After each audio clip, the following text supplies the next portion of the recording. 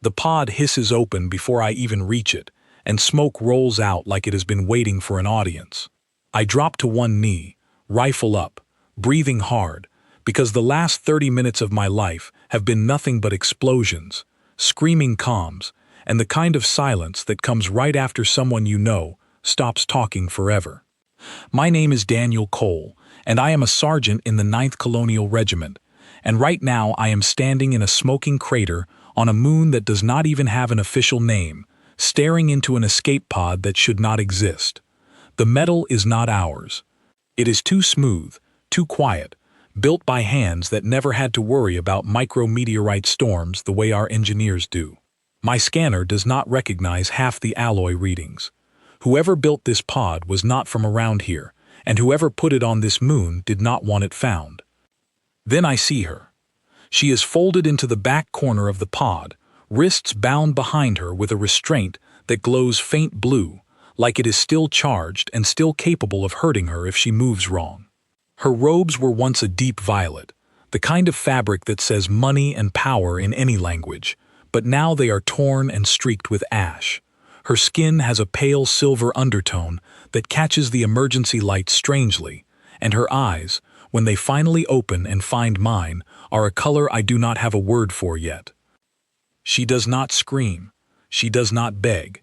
She just watches me, still and sharp, like she is deciding whether I am one more threat to survive or something else entirely. "Cole, report," Ethan Brooks says in my ear, breathless, running toward my position from the ridge. "We got 2 friendlies down." Turner's stable. Bennett is not answering.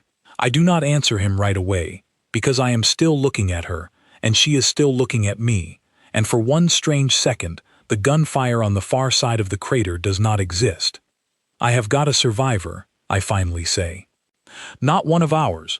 Get me eyes on the ridge. I am pulling her out." The restraints do not respond to my multi-tool, so I cut through the housing with my sidearm's plasma edge, careful, slow, because whatever is powering that blue light might do something ugly if I am careless. When the metal finally falls away, she flexes her wrists like she is checking they still work, and only then does she speak. "You should not be here," she says. Her standard is broken, accented in a way I have never heard, but every word lands clear enough to understand. "They will come back for me."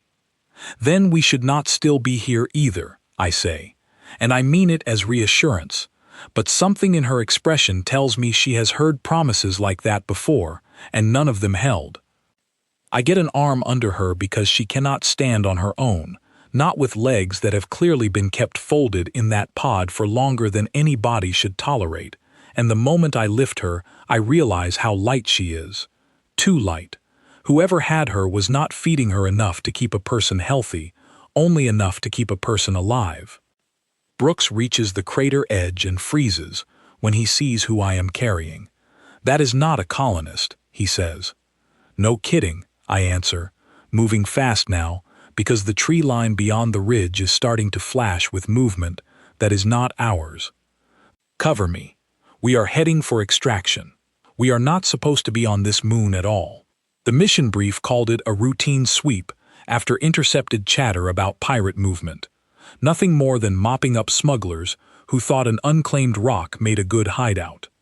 Nobody prepared us for a hidden crash pod holding what is very clearly a person of importance, guarded well enough that someone is now shooting at us to get her back.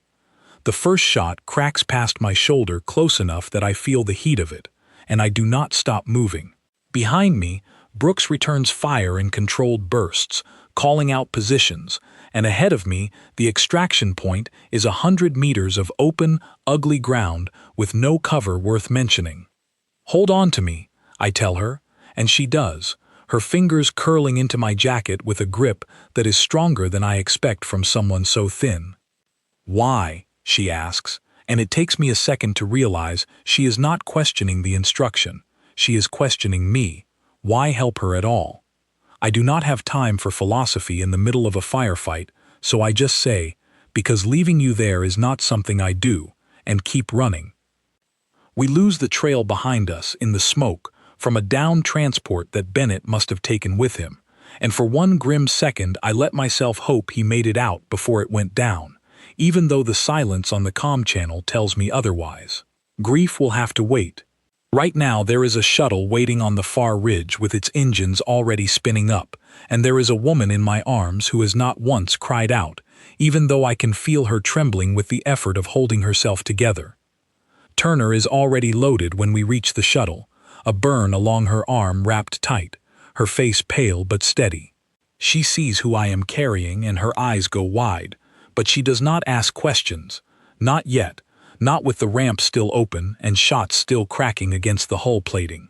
"Go! Go! Go!" Brooks shouts, throwing himself in behind us, and the pilot does not need to be told twice.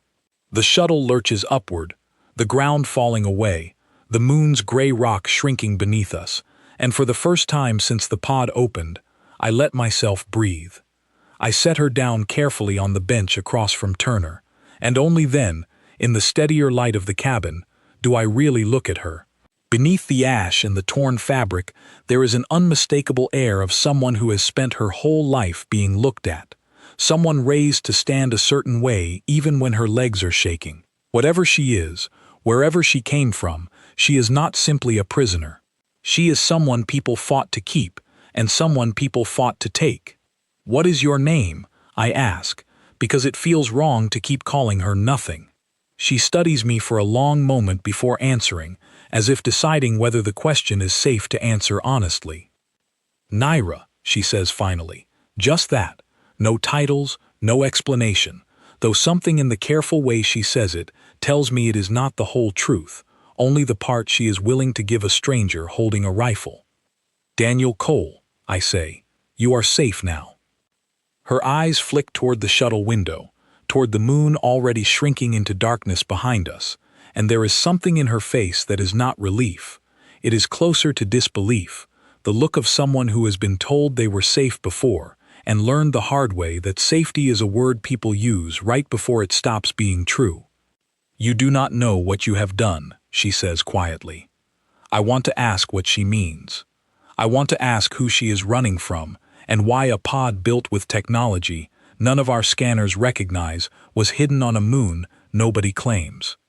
I want to ask 100 things, but Brooks is calling in the casualty report. Turner is wincing as the medic checks her burn, and Command is already demanding to know what exactly I found down there, so the questions have to wait.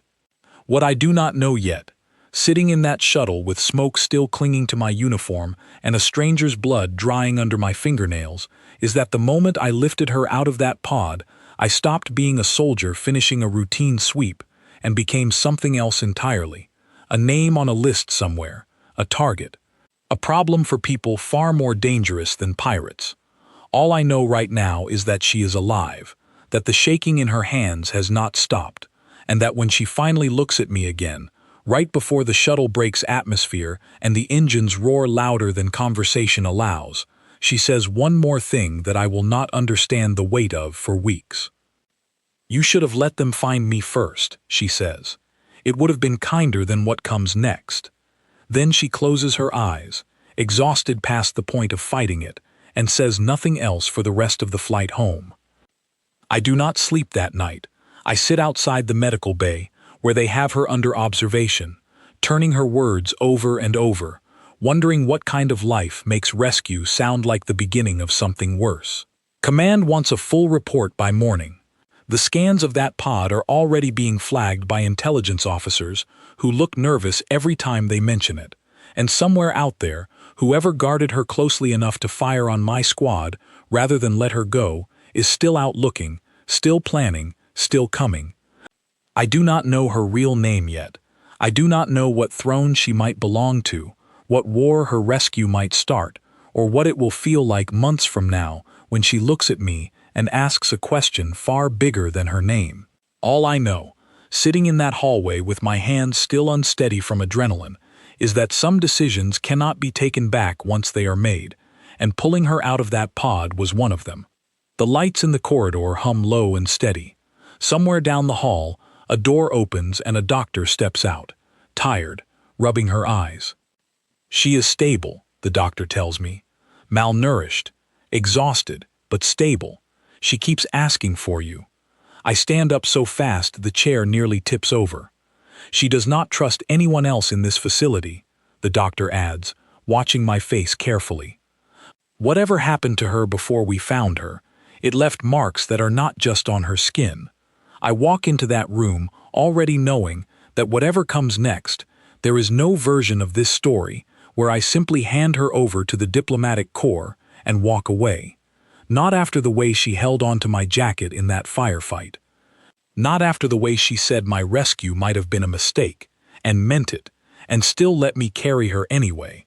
She is sitting up when I enter, wrapped in a thin medical blanket that makes her look even smaller than she did in that pod, her strange eyes finding mine the second the door slides open. "You came back," she says, and for the first time since I found her, there is something in her voice that is not fear. "I told you," I say, sitting down in the chair beside her bed. "That is not something I do." Outside the window, the base is quiet, the moon we left behind now just a dark shape on a star chart somewhere in Command's briefing room. But I already know, sitting there in that too quiet room, that quiet is not going to last. 3 days after the crash site, I am standing outside Colonel Marcus Doyle's office, listening to him argue with someone from the diplomatic corps through a secure channel, and the word that keeps coming up is protocol, over and over, like it is supposed to mean something to a woman who nearly died in a hidden escape pod. "She refuses transfer," the colonel says into the comm, his voice tight with the particular frustration of a man who has run out of patience an hour ago. "She will not leave the base. She will not speak to your negotiators, and she specifically requested that Sergeant Cole remain her point of contact. I do not have the authority to force the issue, and frankly, neither do you." I am not supposed to be listening. I am supposed to be filing my after-action report and getting back to regular duty, but Brooks pulled me aside 20 minutes ago and told me the diplomatic corps wants to move her to a secure facility off-world, and something in my chest went tight and cold when I heard it, and I have been standing here ever since.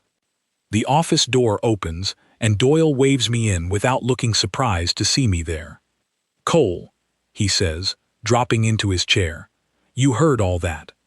"Some of it, sir. She trusts you. For reasons nobody here understands, including me, she trusts you more than an entire building full of trained negotiators." He rubs his temple like the whole situation is giving him a headache, which it probably is. "So congratulations, you are her liaison until further notice." "Sir, I am infantry. I do not know the first thing about diplomatic protocol. Neither does she, apparently, given what our analysts think they are looking at." Doyle slides a datapad across the desk toward me.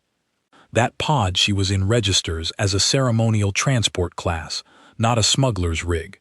Whoever built it spent more on that thing than most colonies spend on their entire defense grid in a year. Command thinks she is nobility, possibly high nobility. We do not have a species match yet, and until we do, she is the single most valuable asset on this base, whether she acts like it or not." I look at the readings on the pad, most of which mean nothing to me, and hand it back. "What do you need me to do?" "Keep her calm, keep her safe. Keep her talking, if you can manage it, because right now she will not say 2 words to anyone in a uniform that is not yours." He leans back. "And Cole, whatever instinct made you go in and cut those restraints off her without waiting for orders, keep using it. It is the only reason she is still cooperating with us at all." That is how I end up spending the next 2 weeks essentially living outside her door, escorting her to meals she barely eats, sitting through medical checkups she tolerates only because I am in the room, and slowly, carefully, learning the shape of a person who has spent her entire life being protected by people who ultimately failed her. She does not talk about her past easily. The first few days, every question I ask gets deflected with a question of her own, sharp and testing, like she is trying to map out exactly what kind of person I am before she decides how much of herself to reveal. I ask about her homeworld, and she asks why humans build their buildings so low to the ground. I ask about her family, and she asks whether all human soldiers eat the same gray rations, or if mine is simply unfortunate. I start to notice things instead of asking about them, because that seems to work better than direct questions. She never sleeps through a full night.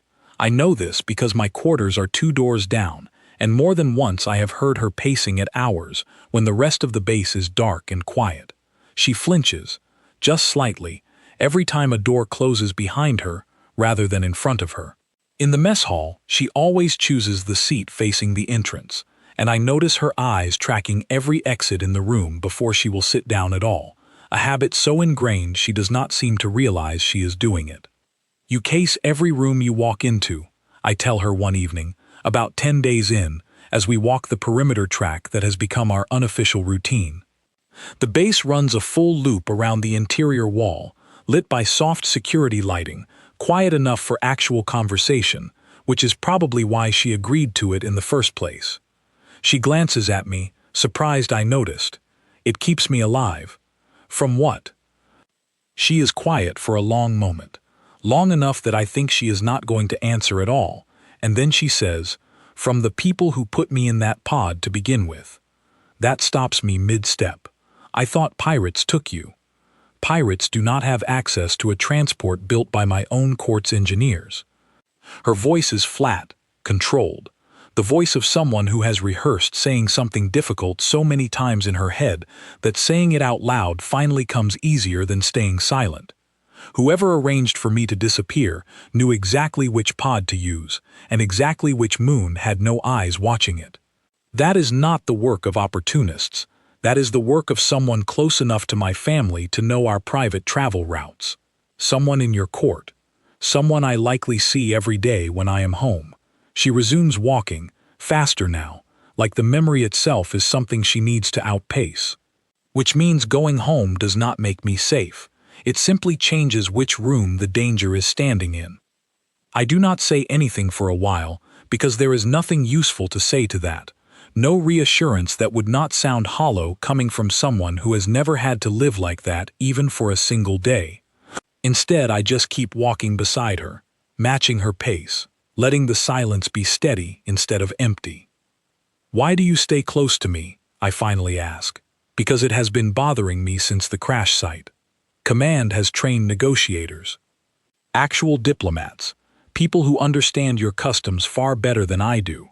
She stops walking and turns to face me fully, and for the first time since I met her, there is something almost like amusement in her expression, tired but real. "Because none of them pulled me out of that pod with their bare hands while people were shooting at both of you," she says. "Every diplomat who has spoken to me since wants something. Information, access, leverage against my father's court. You have not asked me for a single thing since the moment we met. I asked your name, and I gave you part of it," she says, and there is a small private smile there, gone almost as soon as it appears. "That is more than I have given anyone else in this building." We keep walking, and somewhere in that lap around the perimeter track, something shifts between us that I do not have a name for yet. It is not trust exactly, not fully, not with everything she still is not telling me, but it is the beginning of trust, fragile and new, the kind that gets built one honest sentence at a time. 2 days later, I finally learn her full name, and it changes everything. I am reviewing the intelligence briefing Doyle handed me, mostly out of boredom during a slow shift, when a name flashes across the report that makes me stop cold. Naira Ashvel Kydron, second daughter of the ruling house of a system 3 sectors out, a system our diplomatic corps has spent the last decade trying to establish formal relations with, largely without success, because the ruling house has always kept outsiders at a careful, suspicious distance. Second daughter, not an ordinary noble. Actual royalty, from a family whose court politics are apparently notorious even among species who otherwise know almost nothing about them. I find her in the small courtyard garden, the base built mostly for decoration, sitting on a bench, watching the artificial sunset the environmental systems generate every evening. I sit down beside her without a word, and she seems to know exactly why, by the look on my face.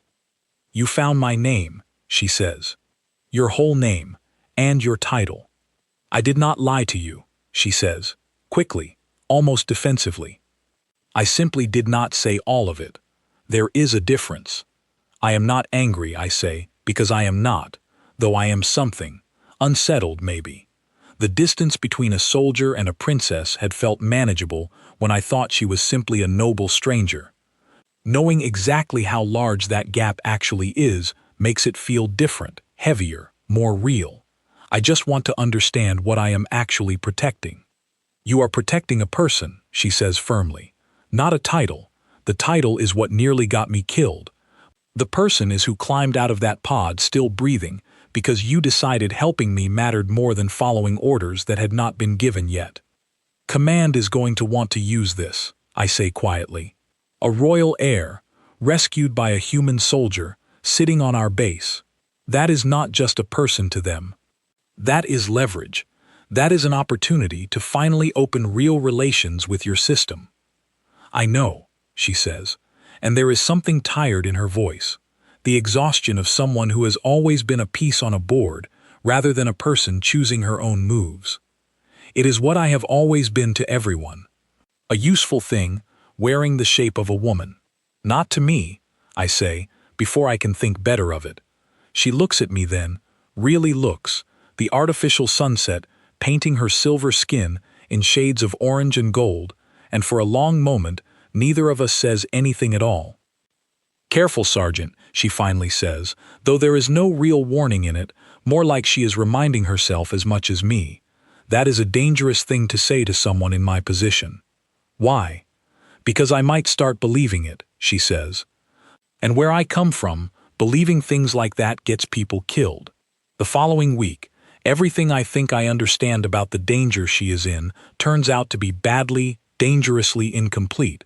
But that night in the garden, none of that has happened yet. That night, it is just the two of us, an artificial sunset, and the fragile, growing certainty that whatever this is becoming, it is already too late to stop it. Command schedules her formal transfer to a secure diplomatic facility for the end of the month, a decision made 2 levels above Doyle's authority and delivered to us both without much room for argument. She does not fight the order out loud, not in front of the officers who deliver it, but that night on our perimeter walk her silence has a different texture to it, heavier, more brittle. You are quiet, I say. I am thinking about how facilities like the one they are sending me to are exactly the kind of place someone could reach me without difficulty, she says. Fixed location, known schedule, a staff that answers to people I have never met and cannot fully trust. You think the transfer itself is dangerous. I think everything is dangerous, until I know who arranged for that pod, she says. And right now, the only place on this entire world I have felt something close to safe is walking this exact loop, with you, at this exact hour. I want to promise her the transfer will be fine, that the diplomatic corps knows what they are doing, that security protocols exist for exactly this reason. But I remember Doyle's face when he talked about how much that pod must have cost. Remember the careful, practiced way she scans every room she enters, and I cannot make myself say words I am not certain are true.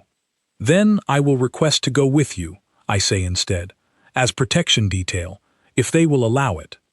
She stops walking, and for a moment the mask she wears so carefully around everyone else slips completely, and what is underneath is simply relief, raw and unguarded. You would do that. I already told you, I say. Leaving you somewhere dangerous is not something I do.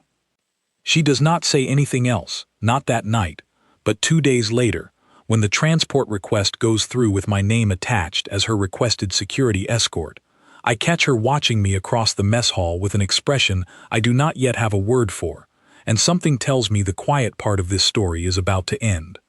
The transport shudders hard enough that Naira's cup slides clean off the table and shatters against the floor, and before the sound of breaking ceramic even finishes echoing through the cabin, every instinct I have built over years of service is already screaming that this is not turbulence.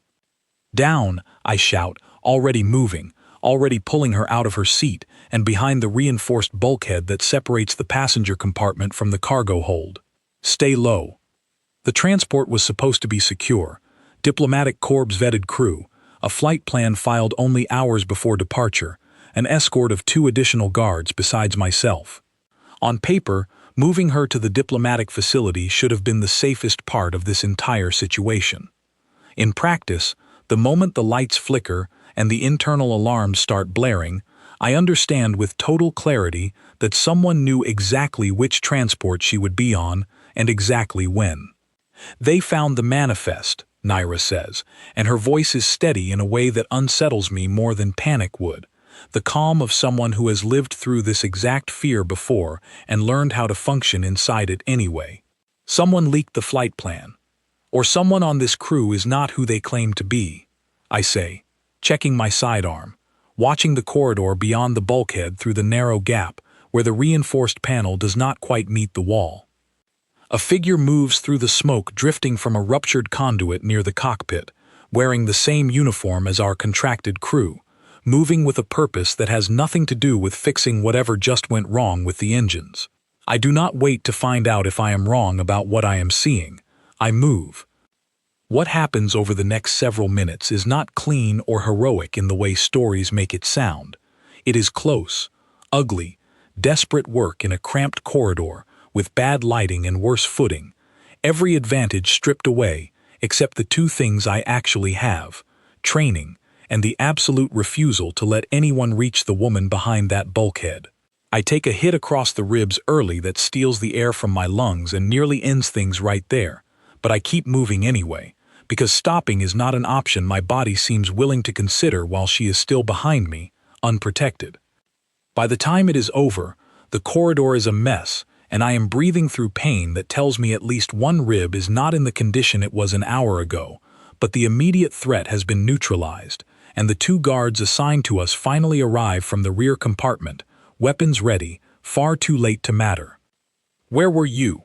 I demand, still catching my breath, one arm braced against the bulkhead. "Communications were jammed the moment the engines failed," one of them says, pale, shaken. "We could not reach this section until the jamming cleared." I do not fully believe him, not yet, not with how convenient the timing of that jamming turns out to be, but there is no time to interrogate anyone properly. The pilot manages an emergency landing on a small moon along our flight path, rough but survivable, and once the transport finally stops moving, I find Naira still exactly where I left her, pressed against the bulkhead, eyes wide, watching me cross the wrecked corridor toward her with an expression I have never seen on her before. "You are hurt," she says immediately, reaching for me before I can wave her off. "I am fine." "You are not fine," she says, and there is something fierce in it, almost angry, though I understand quickly enough that the anger is not really aimed at me. "You went out there alone. You did not wait for the guards. You did not wait for backup. You simply went." "There was not time to wait," I say, "and I was not going to let anyone reach you while I could still do something about it." She stares at me for a long moment, and something in her expression shifts, cracks open in a way I have not seen before. Not fear exactly, something closer to disbelief mixed with an ache she has clearly been carrying a long time.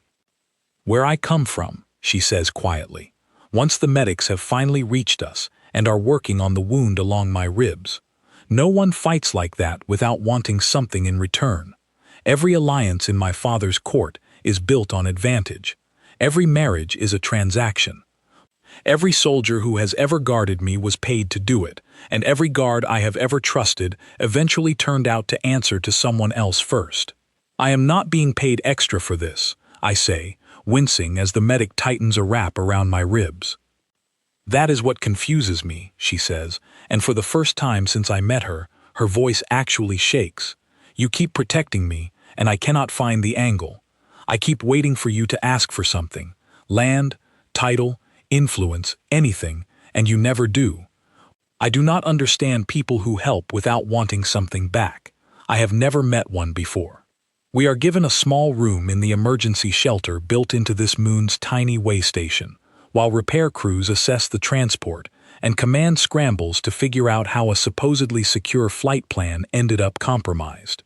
It is quiet there, away from the noise of the recovery effort, just the 2 of us and the low hum of the shelter's environmental systems. "Tell me about your home," I say, because it feels like the right time, finally, to understand the shape of the world that made someone this guarded, this convinced that kindness always comes with a hidden cost. She is quiet for a long time before she starts talking, and when she does, the words come slowly at first, then faster, like something that has been held back too long finally finding a way out. My father's court survives on marriage alliances, she says. Every daughter, every son, every cousin close enough to the throne to matter, we are all pieces moved into position to secure loyalty from families who might otherwise turn against us. I was promised to 3 different houses before I turned an age your species would consider an adult, each arrangement broken when a better offer came from somewhere else. I stopped expecting affection from any of it a long time ago. I learned instead to watch every person around me for the moment they would decide I was worth more as leverage than as a person. That is not a life, I say quietly. That is a cage with good lighting. Something in her expression tells me that comparison lands harder than I expect it to. Yes, she says, that is exactly what it is. And the pod, the betrayal, you said someone close to your family arranged it. I believe it was someone positioning themselves for the succession, she says. If I disappear entirely, presumed taken by pirates or worse, it clears a path for someone else in the line to claim influence my father would otherwise reserve for me. It is not the first attempt on my position. It is simply the first one that nearly worked. Do you know who? I have suspicions, she says. But suspicion is not proof, and accusing the wrong person in my father's court is its own kind of death sentence. I need proof before I return home, or returning home simply hands me back to whoever wants me gone. I sit with that for a long moment, the weight of it settling into the same place where the pain in my ribs is still throbbing, dull and constant. So what happens now, I ask? You cannot stay on a human world forever. Eventually, the diplomatic corps and your father's court are going to want you home. I know, she says, and there is real fear in it now. Quiet, but unmistakable. And when that happens, I need something that changes the equation entirely. Something that makes me too costly to remove. She looks at me then, and there is a calculation happening behind her eyes that I cannot read, something forming that she is not ready to say out loud yet.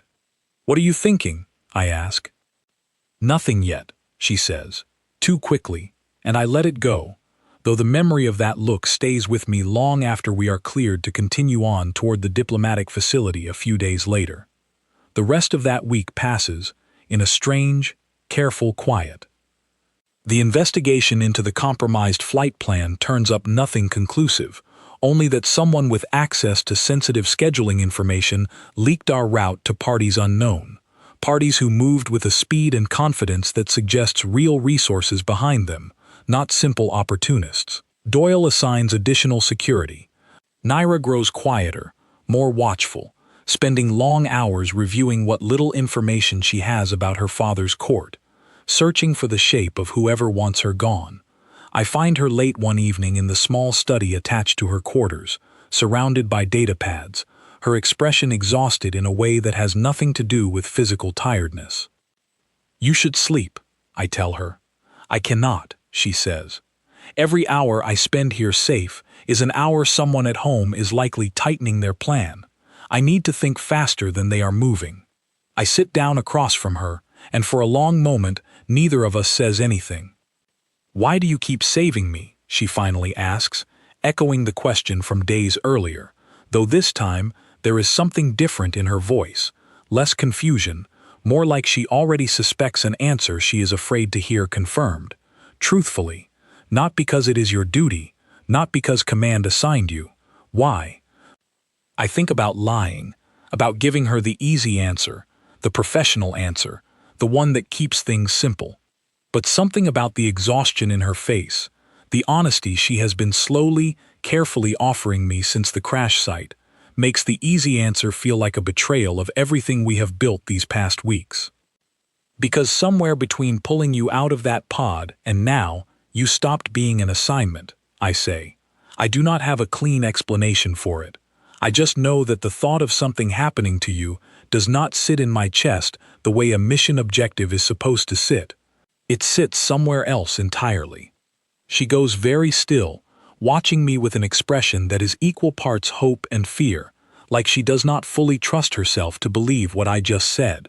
That is a dangerous thing to admit to me, she says quietly. You already told me that once.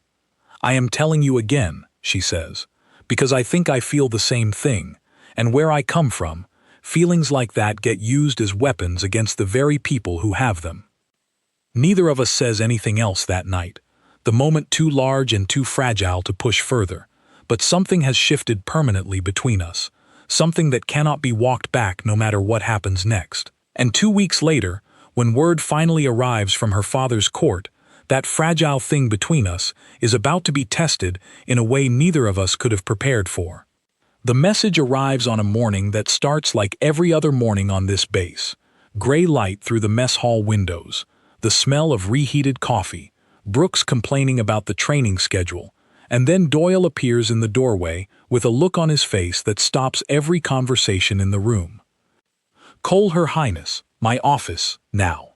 Naira's hand finds mine under the table for one brief second before we stand, a small, private gesture that has become more common between us over the past 2 weeks, though we have never spoken directly about what it means. Whatever is in that message, I can tell from Doyle's expression that it is not going to be simple. The office feels smaller with 3 of us in it, the data pad on Doyle's desk glowing with a formal seal none of us have seen before, elaborate and old, the kind of design that speaks to centuries of tradition rather than anything modern. This came through diplomatic channels an hour ago, Doyle says, sliding the pad across the desk. Official communication from the ruling house of Kydron. They know she is here. They want her home. Naira picks up the pad, and I watch her expression change as she reads, the careful neutrality she wears in front of officers slowly cracking into something tighter, more afraid. My father is asking for my immediate return, she says quietly, under escort of the Royal Guard, no exceptions permitted. The same Royal Guard that answers to whoever arranged the pod that nearly got you killed, I say. Possibly, she says. I still do not know who within the court arranged it. Returning under their escort means placing myself directly back into the hands of the very structure that tried to remove me in the first place. Doyle rubs his face, clearly exhausted by the entire situation. The diplomatic corps is under pressure to comply. A royal heir cannot remain indefinitely on a human world without risking exactly the kind of incident that starts wars nobody wants. Command wants this resolved quietly and quickly. Quietly and quickly is exactly how I end up dead, Naira says, sharper now, the fear beneath her words finally breaking through the careful composure she usually maintains in front of officers. The room goes quiet. I watch her set the pad down with hands that are not quite steady, watch her stare at nothing for a long moment, while some calculation runs behind her eyes, the same calculation I noticed weeks ago in that shelter room and never got an answer to. There is one other option, she finally says, very quietly, almost to herself. What option? Doyle asks.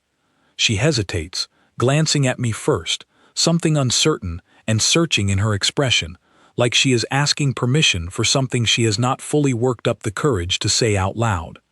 Under the oldest succession laws of my house, she says slowly, a royal heir who marries a person entirely outside our political structure, someone with no ties to any noble house, any alliance, any faction within the court, immediately voids every prior arrangement made on their behalf. Every promised marriage, every political obligation, every claim anyone might use to justify controlling my position. It has not been invoked in generations because it requires the heir to choose someone the court cannot manipulate, someone truly outside the entire system. You are talking about marrying a human, Doyle says, understanding landing on his face at the same moment it lands on mine. I am talking about marrying someone whose loyalty could never be bought by my father's court, because he was never part of it to begin with, she says.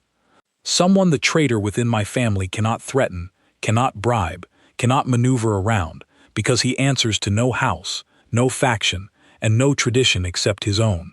She looks directly at me now, and the room feels very small and very quiet. It would not start as love, she says, and I can hear how much it costs her to say it plainly, how much of herself she is risking by even asking. I want to be honest about that, because you deserve honesty more than anyone has ever given me.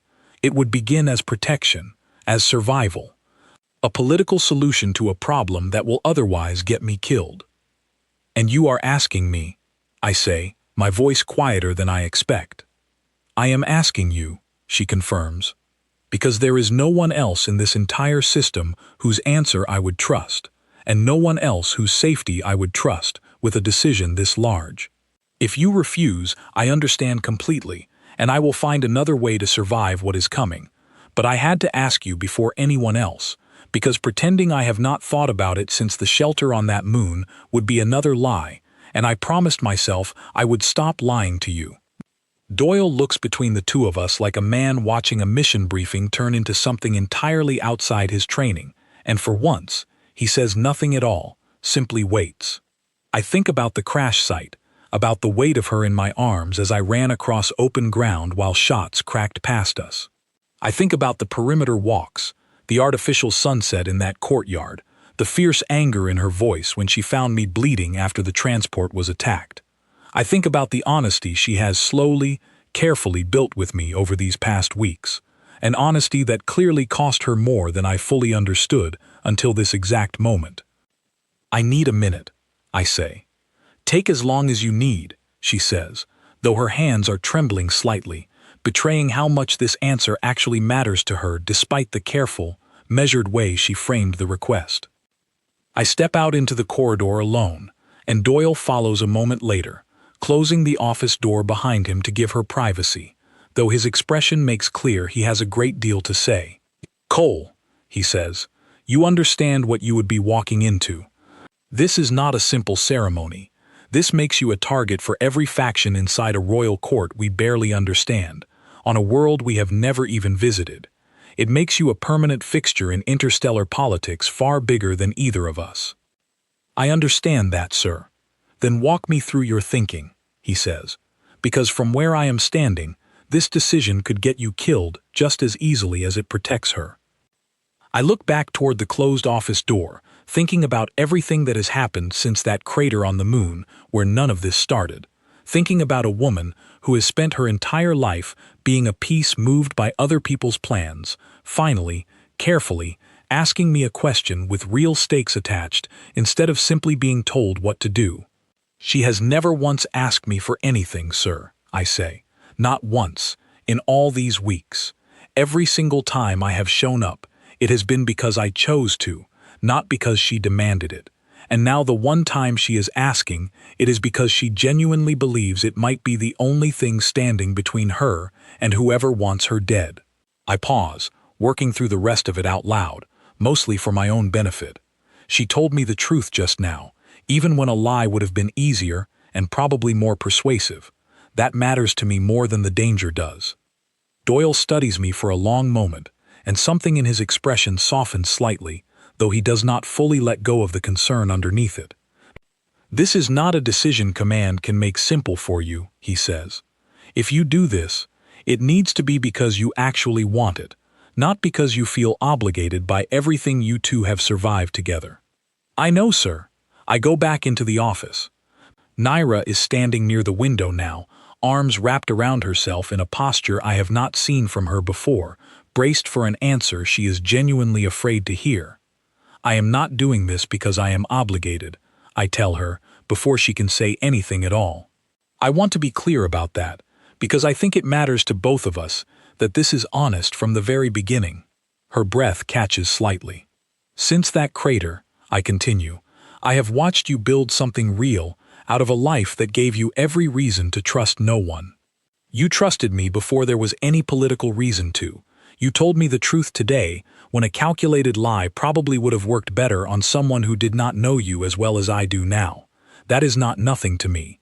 That is not a transaction. Whatever this starts as, protection, survival, a political solution, I do not think it stays only that for very long, not with everything we have already built. Is that a yes? She asks, very quietly, hope and disbelief tangled together in her voice. That is a yes, I say, not for your reasons, for mine. The silence that follows lasts only a second before she crosses the room, and for the first time since I pulled her out of that pod weeks ago, she reaches for me not out of fear or exhaustion or desperate need for safety, but out of something that looks, for the very first time, like relief mixed with something warmer underneath it. You understand what this means, she says, her voice unsteady. The court will not accept this quietly. Whoever arranged that pod will not simply allow their plans to be undone by a human they consider beneath consideration. This makes both of us targets in a much larger, much more dangerous way. I figured that out somewhere around the part where you said succession law, I say, and something that might almost be a laugh escapes her, surprised out of her by how steady I sound about something that terrifies her. Then we should tell my father, she says, straightening, some of her old composure returning now that a decision has finally been made. Before whoever is working against me learns of this arrangement from someone else and finds a way to stop it before it begins. Doyle, still standing near the door, finally exhales like a man who has just watched an entire diplomatic incident unfold in real time in his own office. I am going to need considerably more coffee before I write this report, he mutters, already reaching for his comm unit. Cole, congratulations, I suppose.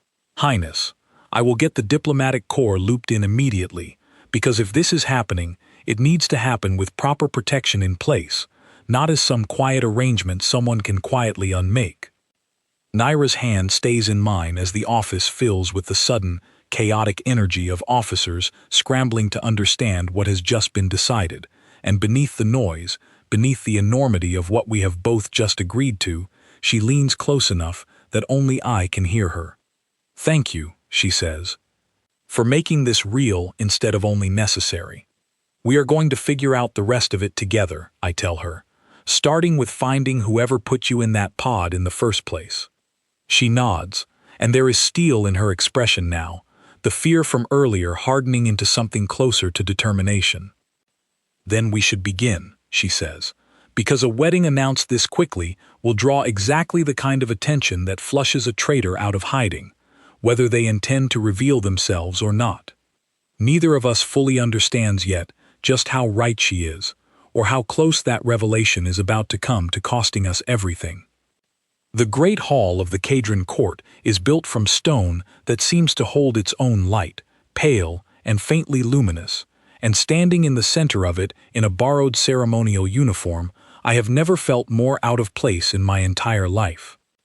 3 weeks have passed since that office conversation with Doyle, 3 weeks of frantic diplomatic negotiation, security planning, and a crash course in customs I still do not fully understand, and now here I am, standing before an assembly of nobles whose expressions range from carefully neutral to openly hostile, waiting for a ceremony that is about to change both our lives permanently. Naira stands across from me in formal robes the deep violet of the ones she wore the day I found her, though these are whole and clean and clearly made for exactly this occasion, and even surrounded by a hall full of people who very obviously do not want this marriage to happen. She looks steadier than I have ever seen her. Her father, King Alden Cadron, sits on a raised dais at the front of the hall, his expression unreadable, a man clearly caught between relief that his daughter is alive and deep unease about the solution she has chosen. Beside him sits a row of court officials, and further back, arranged along the sides of the hall, stand members of noble houses I have been briefed on but cannot fully keep straight, each of them watching this ceremony with an intensity that makes the back of my neck prickle with old, familiar instinct. Somewhere in this room is the person who arranged that pod. I do not know their face yet, but I know they are here, because Naira insisted the traitor would never risk staying away from a ceremony this consequential, not when their entire plan hinges on controlling what happens to her. Brooks stands near the hall's main entrance, part of the small human security detail permitted inside for the ceremony, his posture deceptively relaxed while his eyes never stop moving across the crowd. Doyle is somewhere behind me as well, along with 2 diplomatic officers whose job today is largely to keep the peace between 2 very different cultures colliding in real time. The ceremony begins with a series of formal declarations spoken in the old court language, translated in low murmurs by an attendant standing near me, and I follow the ritual as best I can, repeating phrases I have practiced for days, watching Naira's face for any sign of hesitation and finding none. Then, midway through the ceremony, right as the officiant reaches the section of the ritual meant to formally void every prior arrangement made on Naira's behalf, a voice rings out from the gathered nobles, sharp and furious. "This cannot stand." The hall goes utterly silent. I turn, along with every other person in the room, to see a man stepping forward from among the noble houses, his expression twisted with an anger that has clearly been building far longer than this single ceremony. I recognize him from the briefings, though barely, a minor figure I had been told carried little real influence. Lord Vesindre, a distant cousin several places removed from any real claim to succession, someone Naira herself had never flagged as a serious suspect. "Lord Dre," the king says, his voice carrying a warning that fills the entire hall.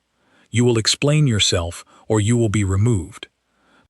"I will explain myself," Dre says, and there is something wild in his eyes now, the look of a man who understands his careful plan is unraveling faster than he can control. Because this ceremony is built on a lie, the princess believes her rescue was chance. It was not.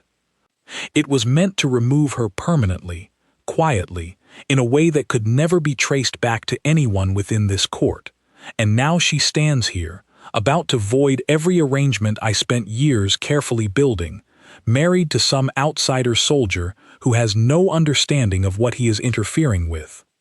The confession lands like a physical blow across the hall, gasps rippling through the assembled nobles, and I see Naira's expression shift from shock into something colder, harder, years of suspicion finally finding a face to attach itself to. "You," she says quietly, though her voice carries easily across the sudden silence.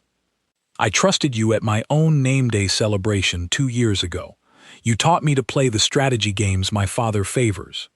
I taught you because your father favored me once, before your birth pushed me further from any real claim to influence." Dre snaps, some final restraint breaking loose in him now that his plan has already failed. "I arranged that pod believing you would simply disappear, presumed lost to pirates, and my position within this court would finally improve without a rival heir standing in my way. I did not anticipate a human soldier interfering with a plan that had already accounted for every reasonable variable." Security moves through the hall immediately, court guards converging on Dre from multiple directions, but he does not resist, some part of him seemingly relieved to finally have the confession out in the open after however many months of carrying it in secret. "You will answer for this before the full council," the king says, his voice shaking now with an anger that has clearly been suppressed for the entire length of this ceremony, held back only by the formal setting. "Take him." As the guards lead Dre away, the hall remains in stunned, uneasy silence, and for a moment nobody seems entirely certain what happens next, whether the ceremony continues or collapses entirely under the weight of what has just been revealed. Naira turns to me, and despite everything that just happened, despite the traitor finally exposed and the danger that has hung over her for weeks now given a name and a face, there is something steady in her expression, something that has not wavered even through the chaos of the last several minutes. "Do you still want to continue?" she asks quietly, just for me, the formal officiant waiting a respectful distance away. "I never stopped wanting to," I say. "That confession just proved every reason I already believed in doing this. He wanted a version of you that was simply a threat to remove. I want the version of you that just stood here and faced him without flinching." Something in her expression breaks open then, relief and something warmer tangled together, and she nods once to the officiant, a silent instruction to continue. The rest of the ceremony passes in a strange, adrenaline-soaked blur, the ritual words carrying a weight now that they did not have before Dre's confession. each phrase feeling less like a political maneuver and more like something we are both choosing with our full understanding of exactly what it costs and exactly what it protects. When the officiant finally pronounces the arrangement complete, voiding every prior claim on Naira's future and binding our lives together under a law older than either of our nations, the hall erupts not into celebration exactly, but into something close to it, a collective release of tension that has been building since the moment Dre stepped forward. King Alden approaches us once the formal portion concludes, his expression complicated, equal parts relief and something harder to name, the look of a father who has just watched his daughter secure her own safety in a way he never could have arranged for her himself. "Sergeant Cole," he says, and there is real weight in the way he says my name, an acknowledgement I did not expect from a man who clearly harbored deep reservations about this entire arrangement only hours earlier. "You have done what an entire royal guard failed to accomplish. You kept her safe when it mattered most, and you did it without ever asking what it might earn you in return. I did not do it for what it might earn me, Your Majesty," I say.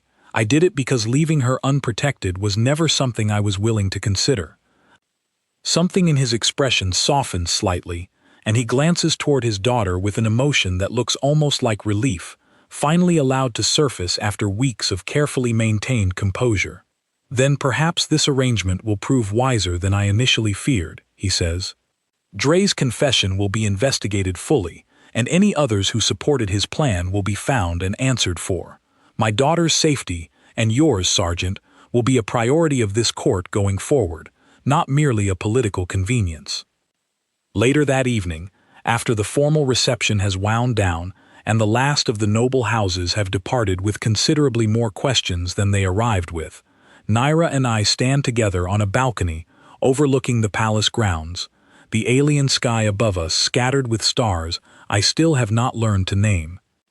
"You never told me you suspected Dre," I say. "I did not suspect him," she admits. "Not truly.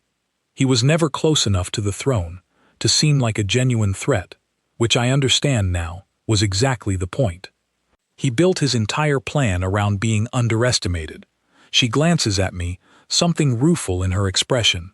"I have spent my whole life reading the people closest to power for signs of betrayal, and it never once occurred to me to look at someone standing quietly on the edges." "He is not a threat anymore," I say. "That is what matters right now." "No," she agrees. "He is not."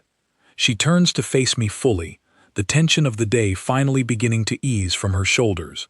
"You know this does not end the danger completely. There will be others who resent this marriage, who see me as weaker for choosing an outsider rather than a strategic alliance. It will not be simple, being married to me." "I did not agree to simple," I say. "I agreed to you." She smiles then, a real smile, unguarded in a way I have rarely seen from her, and for a long moment we simply stand there together, the weight of everything that led us to this balcony, settling into something that finally feels less like survival and more like the beginning of an actual life. "When we first met," she says quietly, "you asked why I stayed close to you instead of trusting the trained negotiators command offered me. I told you it was because you never asked me for anything. That was true then. It is still true now, but there is something else I did not say because I was not ready to admit it yet." "What is that?" "I did not simply trust you because you asked for nothing," she says. "I trusted you because from the very first moment, in that pod, with people shooting at both of us, you looked at me like I was a person worth saving, not a prize worth claiming. I had never been looked at that way before. I do not think I fully understood how much I needed it until you gave it to me without being asked." I reach for her hand, and she lets me take it, her fingers curling into mine the same way they did that day in the crater, except now there is no fear in the grip, only certainty. "For what it is worth," I say, "I did not expect any of this either. I went down to that moon expecting a routine sweep for pirates. I did not expect to find someone who would change the entire direction of my life." "Do you regret it?" she asks, and there is a small, vulnerable edge to the question despite everything we have already survived together. "Not for 1 second," I say. Not the crater, not the pod, not the transport attack, not any of it. Every part of it led to this moment, and I would not trade this moment for a version of my life that never included you in it. Below the balcony, the palace grounds settle into quiet, the noble houses long since departed, security patrols moving in steady, careful loops around the perimeter, a new kind of vigilance that Doyle and the diplomatic corps helped establish alongside the Royal Guard, now that Dre's betrayal has forced everyone to reconsider exactly how safe this court truly was. There will be more work ahead of us, Naira says, leaning against the balcony railing beside me. Rebuilding trust within the court, finding whoever else may have supported Dre's plan, learning how to be married to someone from an entirely different world, with entirely different customs, when neither of us fully understands what that actually looks like day to day. We will figure it out, I say, one day at a time, the same way we figured out everything else since that crater. She looks at me for a long moment, something warm and certain settling into her expression, the exhaustion of the day giving way to something steadier underneath it. You know, she says, back on that moon, I told you that you should have let them find me first, that it would have been kinder than what came next. I remember. I was wrong, she says simply. What came next was the first genuinely kind thing that has happened to me in longer than I can remember. I am glad you did not listen to me. I told you, I say, pulling her closer as the alien stars wheel slowly overhead, distant and unfamiliar, and somehow, standing here with her, exactly where I am supposed to be. Leaving someone behind when they need help is not something I do. She laughs then, quiet and real, the sound of someone who has finally, after everything, found a place that feels less like a cage with good lighting and more like an actual home. Somewhere far below the balcony, the palace settles into its first truly quiet night in weeks, guarded now by soldiers who answer to no hidden traitor, watched over by a father finally willing to trust his daughter's own choices, and held together, for the first time in a very long while, not by obligation or fear, but by something neither of us expected to find when this entire story began in a smoking crater on a moon that does not even have a proper name. It began with a rescue. It became something neither of us knew we were looking for, and standing there on that balcony, her hand in mine, the danger finally named and answered for, I understand with complete certainty that whatever comes next for us, whatever new challenges a human soldier married into a royal court will inevitably face, we are going to meet it exactly the way we met everything else. Together,